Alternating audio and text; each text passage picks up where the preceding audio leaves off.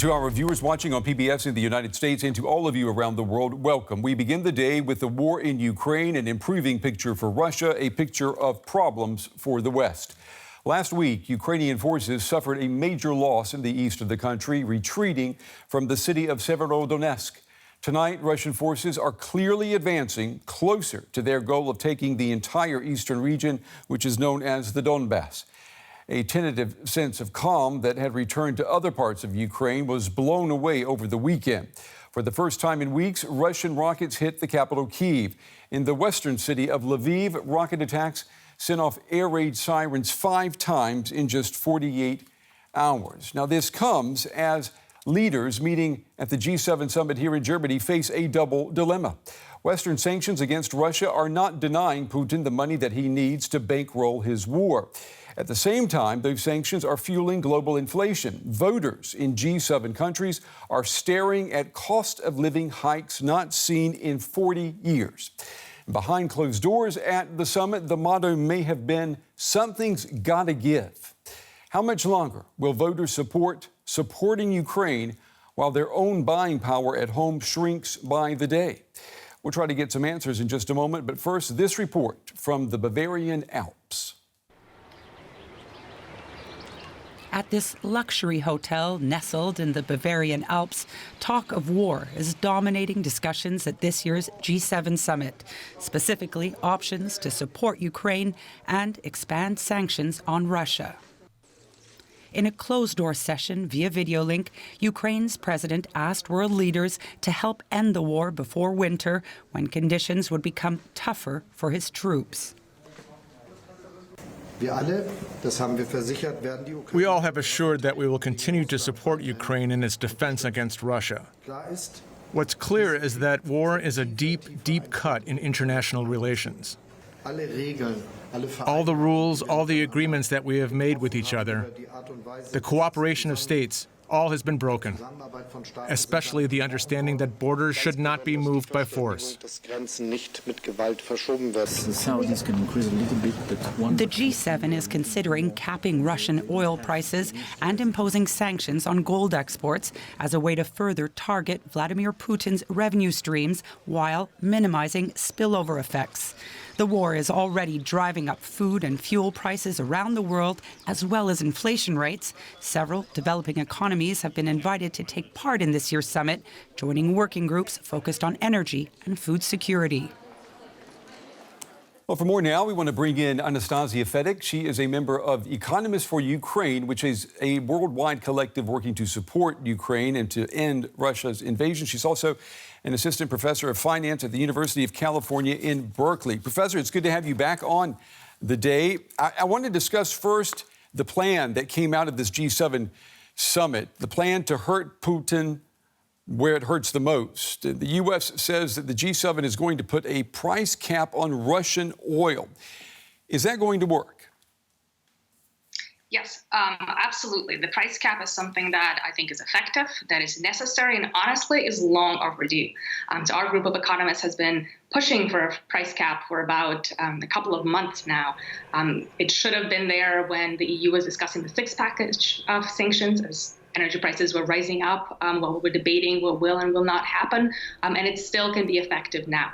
The idea is that the price cap would be able to limit the cash that Putin is receiving for energy without damaging the global supply. And it's something that even kind of third-party or bystander countries can more easily go along with.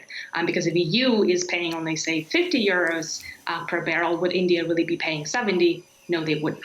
So that's going to allow China and India to continue buying Russian oil correctly. Who gets to decide, though, what the price cap is? Yeah, so of course, the larger the collective of countries that sign up to the price cap, the more effective it's going to be. But even if it's not everybody that is explicitly implementing the price cap, if it's a large enough part of the world that is implementing the price cap, the other countries will have more bargaining power to pay lower prices for oil, even if they're slightly higher than potentially the price cap. Do you agree with me when I say that the sanctions, as they have been applied so far since the beginning of this invasion, they have not had the desired effect? The desired effect, no. Of course, they have had an effect. We do see that the Russian economy is contracting quite a bit. We, of course, see how frustrated Russians, from oligarchs to propagandists, are about the Western sanctions. They complain a lot about them. They launch lawsuits to get out from them. So it has had an effect. It has not had the desired effect, meaning it has not taken away either Russia's desire to wage the war or its ability to wage the war. You, I'm sure, are aware that the White House has said that Russia defaulted on a bond bill that it was supposed to pay by yesterday. Now, the Kremlin has denied that. What effect, though, we assume it's true, what effect would a Russian default have? So the main effect of sovereign default in general is limiting or outright removing the ability of that country to borrow in the future, right? So just not a credible borrower, people will not lend. So that's the general effect. Now, in the case of Russia, unfortunately, the effect of a default is not going to be that large. Why? Because Russia's already effectively cut off from most of the Western financial system. And autarky for Russia lately has been more of a feature than a bug. They're not that interdependent. They're on kind of deliberately. Also, reputational damage. The default, of course, is reputationally damaging, but not as much as the fact that Russia is waging a genocidal war. So from that perspective, this particular default is not as big of a deal as it would be otherwise.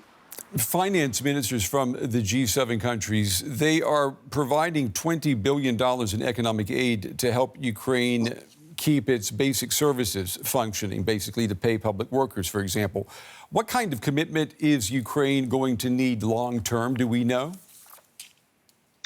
Yeah, so I think the current estimates in terms of how much we're going to need in Ukraine to reconstruct and to continue to function are anywhere from $500 billion to $1 trillion. So it is a large commitment long term.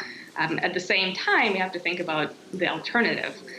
So Ukraine is only able to continue fighting the war if it continues being able to function. And if we actually imagine the alternative of Ukraine not being able to continue fighting the war, effectively becoming a second Belarus, a country from which Russia can intimidate others, can launch attacks potentially on others.